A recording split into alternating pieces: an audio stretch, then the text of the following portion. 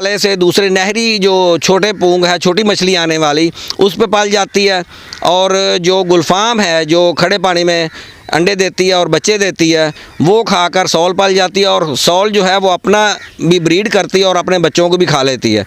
तो उसकी तादाद तो ज़रूर कम होती है, लेकिन जो है एंड में क्योंकि उसका रेट जो है वो दूसरी मछली से कई गुना ज़्यादा। अस्सलाम वालेकुम फ्रेंड्स, मैं हूं उस्मान अशरफ और आप देख रहे हैं बिजनेस पॉइंट यूट्यूब चैनल। दोस्तों, आज हमारी टीम मौजूद है विहाड़ी के इलाका में। जैसा कि हम पहले राजनपुर, डेरा गाजी खां, मुख्तलिफ इलाका जा से आपको मुख्तलिफ फार्मिंग दिखा रहे हैं। आज हमारी टीम विहाड़ी के इलाके में मौजूद है और हमारे साथ मौजूद हैं मोहम्मद अकरम साहब, जो मुख्तलिफ किस्म की फार्मिंग कर रहे हैं। आज की इस वीडियो में हम बात करेंगे फ़िश फार्मिंग के हवाले से, जानेंगे कि पाकिस्तान में कौन कौन सी नस्लें पाली जा रही हैं, इन फिशेस की खुराक क्या होती है, क्या स्ट्रेटजी इख्तियार करनी चाहिए कि मछली को ना खाए, फार्म तैयार करने पे कितना खर्चा हो जाता है और फिर इससे प्रॉफिट कितना हो जाता है। इस किस्म की सारी मालूमात आज की वीडियो में क्लियर होगी। आपसे की जाती है रिक्वेस्ट कि वीडियो लास्ट तक देखें और चैनल को करें सब्सक्राइब, ताकि नेक्स्ट आने वाली वीडियोस आप तक पहुंचती रहें। तो चलिए सुनते हैं मोहम्मद अकरम साहब से। अस्सलाम वालेकुम नाज़रीन, मैं हूं मोहम्मद अकरम कंबो एडवोकेट। पाकिस्तान किसान इत्तेहाद ज़िला विहाड़ी की ज़िम्मेदारी है मेरी, जनरल सेक्रेटरी की। मैं फ़िश फार्मिंग भी करता हूं, मोरों का भी मेरा शौक़ है और ज़राअत से मुतल्लिका ज़िम्मेदारा भी करता हूं। आज मैं ख़ास तौर पर आपसे बात करूंगा फ़िश फार्म के हवाले से। मैंने 93 से ये काम शुरू किया और एज़ ए शौक़ के मैंने ये किया और इसमें मैंने 1 एकड़ जो है मछली फार्म वो बना रखा है और सालाना जो है इसमें 1 लाख से 1.5 लाख रुपए तक जो है वो आमदन मैं ले रहा हूँ। और घर के खाने के लिए मछली भी हो जाती है, दोस्तों की भी अप्लाई किया जाता है और मैं मछली सेल भी कर लेता हूँ। तो बुनियादी तौर पर मछली पालना एक मशगला और शौक़ है। मछली पालना, मछली पकड़ना, ये सारा काम शौक़ से मुतल्लिका है। तो मैंने इसको अपने शौक़ के तौर पे किया हुआ है। जो कमर्शियल फार्मिंग है वो 2.5 एकड़ से लेकर सैकड़ों एकड़ तक जाती है, लेकिन ये मेरा शौकिया फार्म है। तो मैं आपको बताऊंगा कि जो बंदा भी मछली पालने का शौक़ करना चाहता है या उसे कमर्शियल बुनियाद पे करना चाहता है, तो उसे चाहिए कि ऐसा रकबा इसके लिए इस्तेमाल करे जिसमें दूसरी फसलें अच्छी ना होती हों। बंजर रकबा हो लेकिन सख्त हो, उसके नीचे रेत ना हो और फसलों के लिए वो ज़्यादा मौजू ना हो। ये हमारे इलाके की जो मछलियां हैं ये कदरे नमकीन पानी में भी आसानी से अफजाइश कर सकती हैं।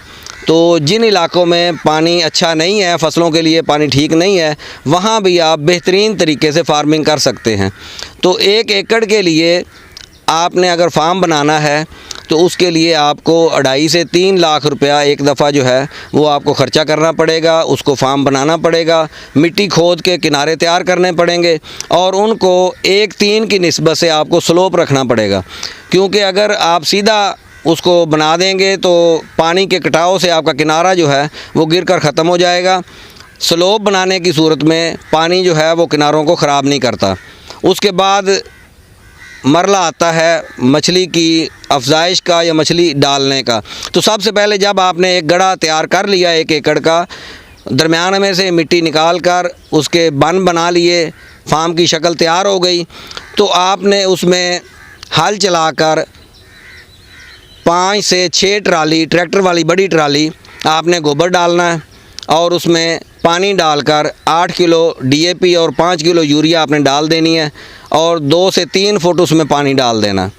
तो 3-4 दिन में पानी के अंदर सब्ज़ी माइल पौधे और जो खुर्दबीनी जानदार हैं वो पैदा हो जाएंगे, जो कि मछली की खुराक है। तो अब आपका ये फार्म जो है, ये मछली का जो बच्चा है उसको शिफ्ट करने के लिए बिल्कुल तैयार है। तो 1 हफ़्ते के अंदर अंदर आप हर ज़िला में पंजाब की तरफ से जो है फ़िशरीज़ का डिपार्टमेंट मौजूद है और उनके पास बच्चा भी मौजूद है।